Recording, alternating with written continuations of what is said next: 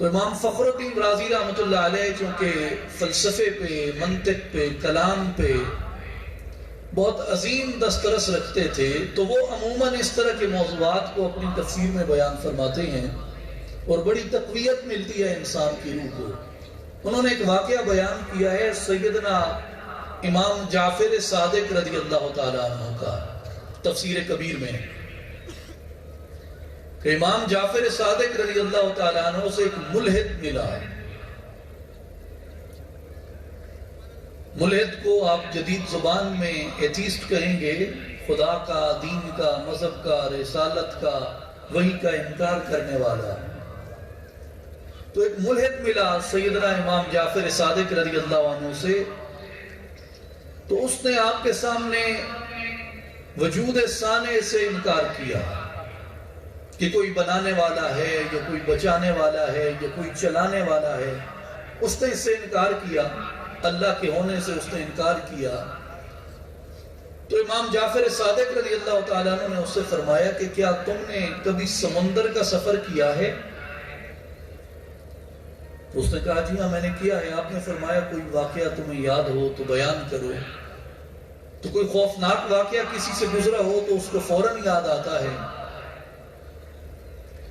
اس بندے نے اپنا ایک واقعہ بیان کیا۔ اس نے کہا کہ میں ایک دن سمندر میں طوفان میں گر گیا، اور اتنا شدید سمندری طوفان تھا کہ کشتیاں ٹوٹ گئیں، ملاح ڈوب گئے، غرق ہو گئے، لوگ، ساز و سامان، ہر چیز تباہ ہو گئی۔ کچھ تختے تھے جو ٹوٹے اس کشتی سے یا اس جہاز سے، وہ بچ گئے۔ ان میں سے میں ایک تختے پہ سوار ہو گیا۔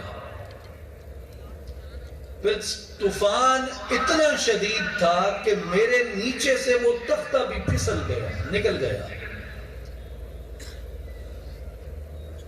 اور میں اسی کشمکش میں تھا کہ بڑی تلاطم کی موج آئی اور اس نے مجھے سمندر سے نکال کے ساحل پہ ڈال دیا۔ اس نے مجھے ساحل پہ ڈال دیا۔ تو امام جعفر صادق رضی اللہ تعالیٰ عنہ نے اس سے سوال فرمایا کہ جب طوفان آیا تو تیرا اعتماد کس پہ تھا، تیری امید کس پہ تھی؟ اس نے کہا کہ کشتی پہ۔ آپ نے فرمایا کشتی تو پھر لرزنے لگی۔ اس نے کہا پھر میری امید ملاحوں پہ تھی۔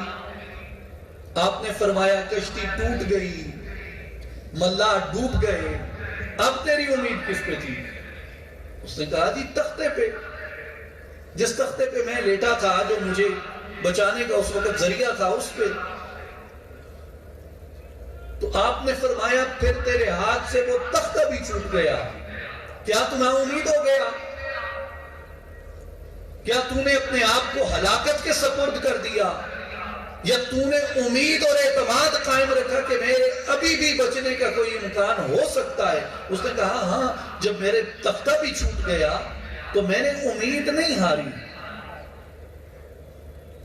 کشتی ڈوب گئی، سامان تباہ ہو گیا، ملاح ڈوب گئے، ایک تختے پہ میں تھا، وہ تختہ بھی لہروں نے مجھ سے چھین لیا۔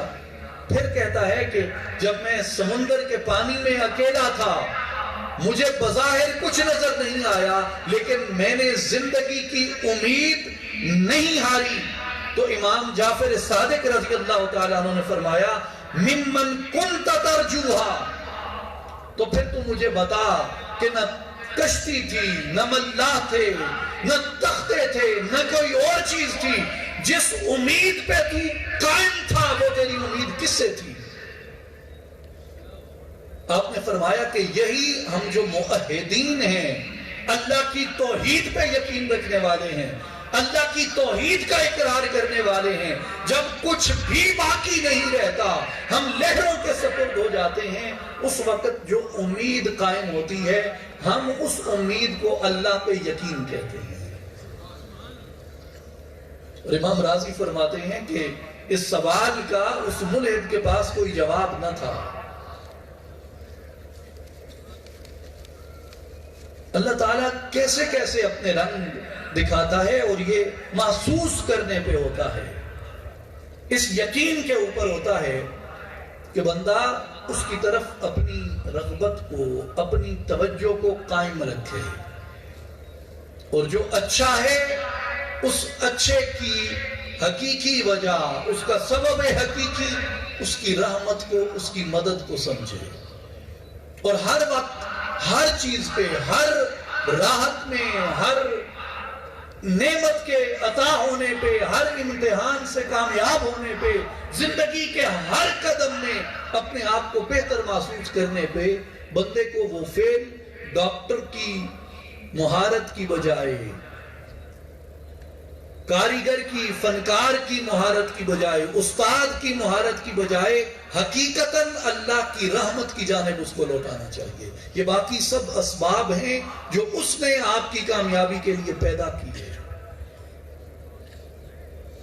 لیکن فی الحقیقت کارساز وہی ہے، فی الحقیقت عطا کرنے والا وہی ہے۔